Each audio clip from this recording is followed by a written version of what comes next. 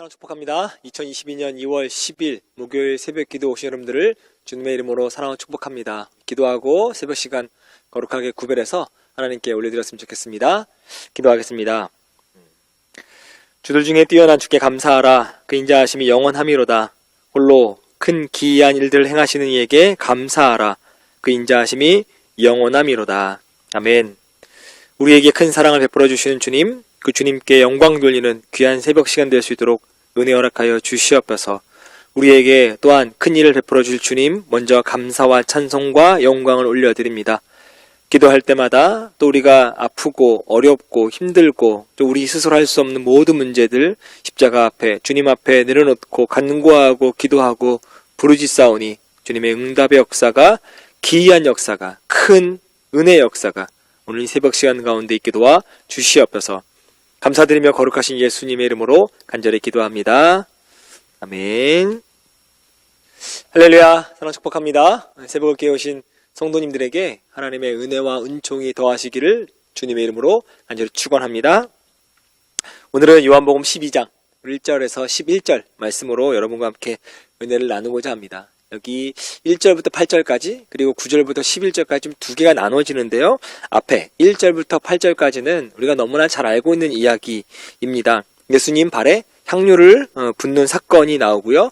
9절에서 11절에는 예수님을 또 나사로를 종교 지도자들이 잡아들이려고 모의하는 사건이 나옵니다. 12장 사건을 보면 예수님께서 구속사역의 최종 성취인 십자가 순환을 받기 위해서 이 예루살렘으로 평화의 왕으로 공식 입성하기 하루 전날인 이 토요일날 벌어진 일입니다. 어디서 벌어진 사건이냐면 베다니 문둥이 시몬의 집에서 벌어진 사건입니다. 이 사건이 어디도 나오냐면 공관복음인데요. 마태복음 26장과 마가복음 14장에도 나오니까 한번 요한복음 12장과 이렇게 비교하시면서 읽어도 아마 좋으실 것 같습니다. 마리아가 예수님께 향유를 붓고 자기 머리털로 예수님의 발을 막 씻는 행위 나옵니다. 왜일까요? 자기 오빠 나사로를 살려주신 분이 예수님이니까 거기에 대한 감사, 또 사랑의 표시를 하는 겁니다. 그런데 이걸 구속사적으로 보면 조금 달라요. 마리아가 기름 붓는 행위는 곧 예수 그리스도께서 기름 부은 자다, 메시아다, 인류의 구원자다 라고 이야기하는 신앙의 고백이 됩니다.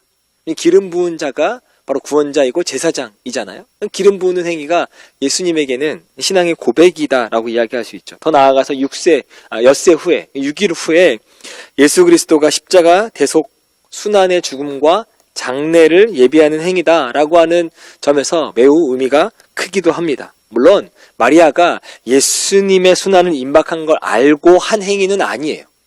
모르고 한 겁니다. 정말 감사해서 오빠가 살아난 것에 대한 감사와 사랑의 표현을 한 것뿐이지만 구속사적으로 우리가 다시 한번 재해석하면 그렇다라고 하는 이야기입니다.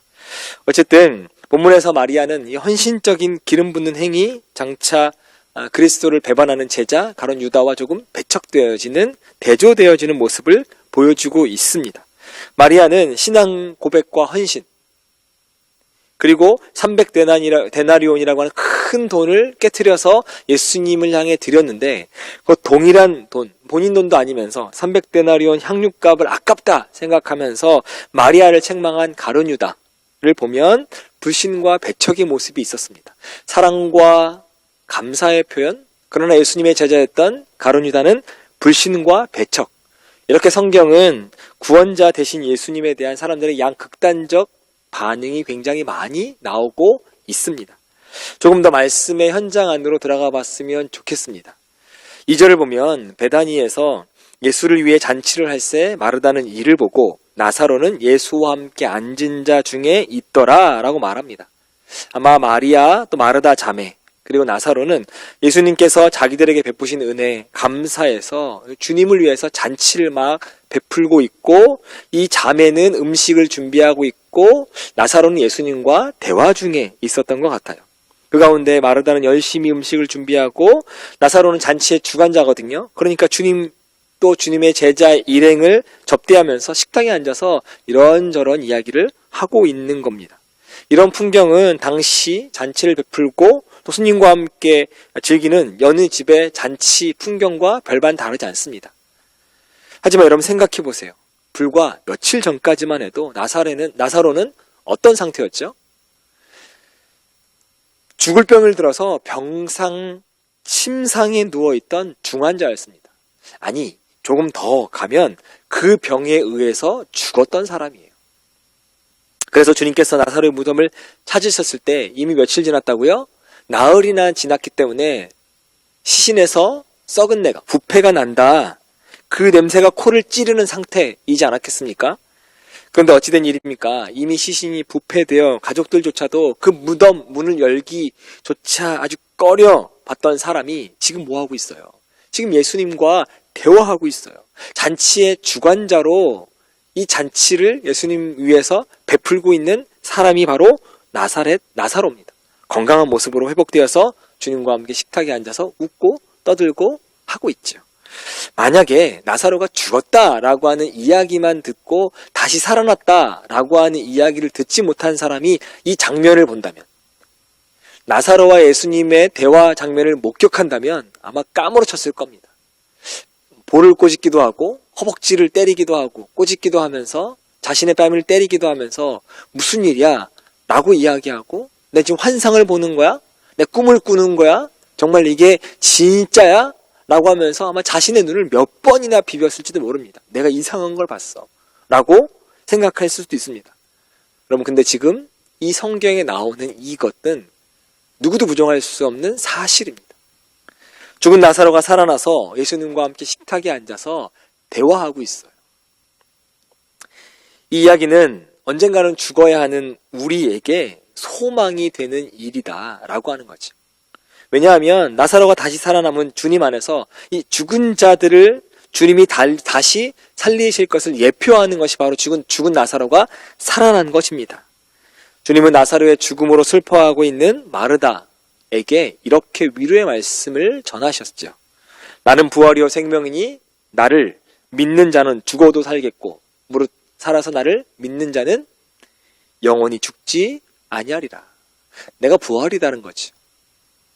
죽어도 살겠고 죽지 않은 자는 영원히 죽지 않겠다 라고 이 죽어있던 나사로 동생 마리아에게 이렇게 위로의 말씀을 전하셨습니다.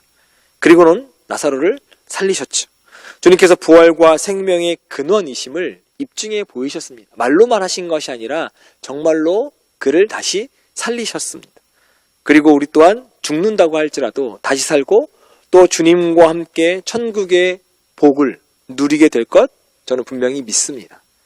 오늘 성경에 기록된 바와 같이 주님과 함께 식탁에 앉아서 막 즐겁게 이야기하고 있는 나사로의 모습은 어찌 보면 장차 우리의 모습의 미래의 모습이기도 합니다.